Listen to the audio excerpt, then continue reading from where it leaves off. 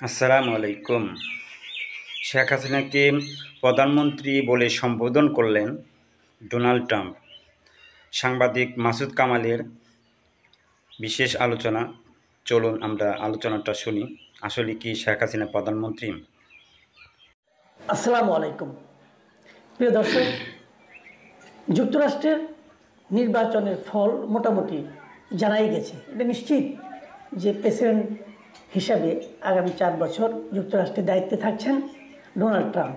যখন কেউ প্রেসিডেন্ট নির্বাচিত হন তখন অন্য অন্য দেশের প্রেসিডেন্ট অথবা প্রধানমন্ত্রী অথবা সরকার প্রধান অথবা বিভিন্ন রাজনৈতিক দলের নেতৃত্ব, তারা কিন্তু ওই বিজয়ী প্রেসিডেন্টকে অথবা বিজয়ী সরকার প্রধানকে অভিনন্দন বার্তা পাঠাতে থাকেন। তো সেই হিসাবে সারা দুনিয়ার লোকে কিন্তু ট্রাম্পকে অভিনন্দন পাঠাচ্ছেন। যেমন ভারতের প্রধানমন্ত্রী মোদি, উনি অভিনন্দন বার্তা পাঠিয়েছেন এবং সেখানে তিনি ট্রাম্পকে তার নিজের বন্ধু হিসাবে অভিহিত করেছেন। যেমন তিনি বলেছেন যে নির্বাচনে আপনার ঐতিহাসিক বিজয়ে আন্তরিক অভিনন্দন আমার বন্ধু, তাকে ফ্রেন্ড হিসাবে উনি আখ্যায়িত করেছেন। এই জিনিসটা ভাইস ভার্সা কেন? কিছুদিন আগে ট্রাম্প নিজেও একটা এক্সে একটা টুইট করেছিলেন। এক্সে উনি যে বার্তাটা দিয়েছিলেন সেখানে উনি মোদির সঙ্গে ওনার যে ঘনিষ্ঠ সম্পর্ক সেটা বর্ণনা করেছিলেন।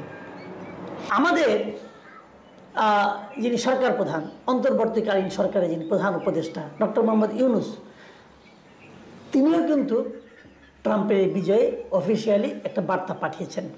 সেখানে তিনি বলেছেন যে এই নির্বাচনে বিজয়ী হওয়ায় বাংলাদেশ সরকার এবং জনগণের পক্ষ থেকে আপনাকে আন্তরিক অভিনন্দন। আপনাকে অভিনন্দন জানাতে পেরে আমরা আনন্দিত। মানে উনি অভিনন্দন বার্তাটা পাঠিয়েছেন বাংলাদেশ সরকার এবং জনগণের পক্ষ থেকে। তো এটা ভালো। ইন্টারেস্টিং যে পয়েন্টটা আমি একটু বলতেই চাই সেটা হলো, শেখ হাসিনাও কিন্তু এই ট্রাম্পকে নির্বাচিত হয় অভিনন্দন জানিয়েছেন। এবং শেখ হাসিনার এই অভিনন্দন বার্তাটা আমার কাছে একটু ইন্টারেস্টিং মনে হয়েছে। আমার মনে হয়েছে যেটা নিয়ে আলোচনা করা যেতে পারে। কিভাবে, কেন আমি বলছি। উনি বাংলা এবং ইংরেজি দু ধরনেরই আমি ওনার যে আওয়ামী লীগের ওয়েবসাইটে পেলাম। আমি ইংরেজিটা নিশ্চয়ই পাঠিয়েছেন, তো আমি এটাকে বাংলা ইংরেজিটা আপনাদেরকে দেখাচ্ছি, আপনারা দেখুন। এখানে লক্ষ্য করবেন সেখানে উনি কী লিখেছেন। আমি যদি বাংলা করে পড়ি, সেখানে লিখেছেন যে বাংলাদেশ আওয়ামী লীগের সভাপতি ব্র্যাকেটে প্রধানমন্ত্রী জননেত্রী শেখ হাসিনা ডোনাল্ড জে ট্রাম্পকে যুক্তরাষ্ট্রের 47তম প্রেসিডেন্ট নির্বাচিত হয় অভিনন্দন জানিয়েছেন। বুঝলেন? কিন্তু তার মানে উনি নিজেকে প্রধানমন্ত্রী হিসাবে ভেবেছেন অথবা আখ্যায়িত করেছেন। তো উনি কিসের প্রধানমন্ত্রী সেটা কিন্তু ক্লিয়ার না। উনি বলেছেন যে আওয়ামী লীগের সভাপতি ব্র্যাকেটে প্রধানমন্ত্রী, তার মানে উনি কোন জায়গার প্রধানমন্ত্রী এই ভেতরে কোথাও কিন্তু সেই জিনিসটা উল্লেখ নাই। ভেতরে এক জায়গায় আছে যে Sheikh Hasina Donald J Trump এবং মেলানিয়া ট্রাম্পের সাথে তার প্রথম প্রেসিডেন্সির সময় প্রধানমন্ত্রী হিসাবে তার বিভিন্ন সাক্ষাৎ ও সাক্ষাৎকারের স্মৃতি স্মরণ করেন। তিনি আশা প্রকাশ করেন তার দ্বিতীয় প্রেসিডেন্সির অধীনে বাংলাদেশ ও মার্কিন যুক্তরাষ্ট্রের মধ্যেকার দ্বিপাক্ষিক সম্পর্ক আরও মজবুত হবে। তার মানে বাংলাদেশ সরকারের সঙ্গে ট্রাম্প সরকারের সম্পর্ক আরও মজবুত হবে, এটা উনি আশা করেছেন। কিন্তু এই সরকারে তো উনি নেই, সেটা কিন্তু উনি কোথাও উল্লেখও করেননি। এবং উনি আবার আগের সময় যে উনি গিয়েছিলেন, ওনার সঙ্গে ছবি তুলেছিলেন, যে একসঙ্গে দেখা হয়েছিল, সেগুলো আবার উল্লেখ করে একটু স্মরণ করিয়ে দিয়েছিলেন। এই প্রসঙ্গগুলো আনলাম কেন সেটা আমি বলি। আমরা মানে গত কয়েকদিন ধরে কিন্তু আমরা দেখছিলাম যে ট্রাম্প মাঝখানে একবার বাংলাদেশের কিছু ইস্যু নিয়ে এক্স হ্যান্ডেলে কিছু কথা লিখেছেন এবং সেখানে তিনি একটা কথা লিখেছিলেন। দুটো কথা আমি বলি বাংলাদেশ সম্পর্কে তার ছিল। বাংলাদেশের নাম উল্লেখ করে লিখেছিলেন। এক নম্বর হলো বাংলাদেশের সংখ্যালঘু বিশেষ করে হিন্দুদের উপর দলবদ্ধভাবে হামলা করা হচ্ছে, এই একটা তথ্য। আরেকটা হলো বাংলাদেশের সর্বোপরি এখন একটা মানে টোটাল কেওয়াস টাইপের একটা অবস্থা চলছে, মানে মানে সার্বিক একটা বিশৃঙ্খল পরিবেশ বাংলাদেশ, পুরোপুরি বিশৃঙ্খল পরিবেশ বাংলাদেশে বিরাজ করছে, এটা উনি বলেছিলেন। এটা বলার পর আমি দেখেছি আওয়ামী লীগের অনেকের মধ্যে এক ধরনের আনন্দ, এবং আওয়ামী লীগের অনেককে বলতে শুনেছি, ভাবতে শুনেছি, দেখেছি তারা ভাবছেন যে যেহেতু ট্রাম্প এই সরকারকে বিশৃঙ্খল অবস্থা সৃষ্টিকারী সরকার ভাবছে, তাহলে সম্ভবত আওয়ামী লীগের আবার ফিরে আসার সম্ভাবনা আছে। সম্ভবত এই সরকারকে চলে যেতে হবে।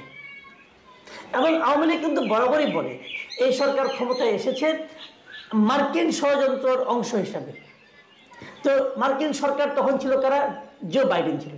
জো বাইডেনের সঙ্গে ইউনূস সাহেবের সুসম্পর্কের দৃশ্য তো আমরা দেখেছি। জো বাইডেন তার প্রচলিত নিয়মকানুন ভেঙে ইউনূস সাহেবের সঙ্গে দেখা করেছেন এবং দ্বিপাক্ষিক বৈঠক করেছেন নিউ ইয়র্কে। এবং এটার মাধ্যমে প্রমাণ করা গেছে যে ইউনূস সাহেবের সঙ্গে জো বাইডেনের খুব ভালো সম্পর্ক। আসলে বাইডেন নয়, পুরো ডেমোক্রেট প্রশাসনের সঙ্গে ইউনূস সাহেবের অতি উত্তম একটা সম্পর্ক, এটা বিভিন্ন সময় আমরা দেখেছি। কিন্তু এর বিপরীতে রিপাবলিকানদের সঙ্গে খুব একটা ভালো সম্পর্ক কখনো ছিল, এটা আমাদের দৃশ্যমান হয়নি। তবে উনি ভালো, ওনার সঙ্গে যোগাযোগটা সবারই আছে। এই বিষয়টাকেই হয়তো আওয়ামী লীগ ক্যাশ করতে চেয়েছে, আওয়ামী লীগ বুঝাতে চেয়েছে যে যদি ট্রাম্প ক্ষমতায় আসে তাহলে হয়তো আওয়ামী লীগের আবার একটা চান্স আছে, অথবা ট্রাম্প যদি ক্ষমতায় আসে তাহলে হয়তো এই অন্তর্বর্তীকালীন সরকার অথবা ইউনূস সরকার হয়তো আগের মতো যদি বিপাকে নাও পড়ে, তাও আগের মতো অত বেশি সুযোগ সুবিধা নাও পেতে পারে। এই ধরনের একটা চিন্তা। তার উপর আবার মোদির সঙ্গে সম্পর্ক আওয়ামী লীগ মনে করতে এবং অনেকেই মনে করছে যে ট্রাম্প ক্ষমতায় আসলে হয়তো বিভিন্ন দেশ সম্পর্কে তাদের যে মূল্যায়ন, তাদের যে ব্যবহার, এটা হয়তো একটু চেঞ্জ হবে। হয়তো এই পুরো রিজিয়নের নিয়ে তারা হয়তো আর মাথা ঘামাবে না, হয়তো এটা ইন্ডিয়ার উপরই ছেড়ে দেবে, এরকমও কিন্তু হতে পারে। এই ধরনের চিন্তা অনেকের মধ্যে আছে। এই চিন্তাগুলোর নেট ফল কী হবে সেটা বলা বড় কঠিন। তবে আমি যেটা বলবো, আমার বটম লাইন যেটা আলোচনা, যে শেখ হাসিনা যে নিজেকে প্রধানমন্ত্রী হিসেবে এনে নিজেকে প্রমাণ করার চেষ্টা করছেন, অথবা ওনার হয়ে বিপ্লব বড়ুয়া যে লিখেছেন, এটা আমার কাছে মনে হয়েছে একটু ছেলে মানুষের কাজ। আওয়ামী লীগ এই ধরনের ছেলে মানুষের কাজ কেন করছে আমি বুঝতে পারছি না। দেখুন, শেখ হাসিনা যেখানে ইন্ডিয়াতে আছেন, আশ্রয় নিয়ে আছেন,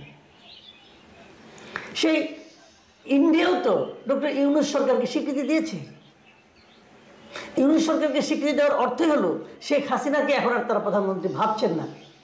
তাহলে শেখ হাসিনা কেন নিজের নামের আগে, তার নামটা উল্লেখ করার আগে কেন প্রধানমন্ত্রী ব্র্যাকেটে লিখতে হলো ব্যারিস্টার বিপ্লব বড়ুয়ার এই যে ছেলে মানুষের একটা আচরণ, এটা আমার কাছে আমাকে খুবই হতাশ করেছে।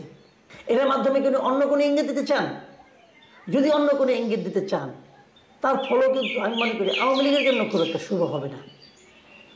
প্রিয় দর্শক, এখন এ পর্যন্তই। আল্লাহ হাফেজ।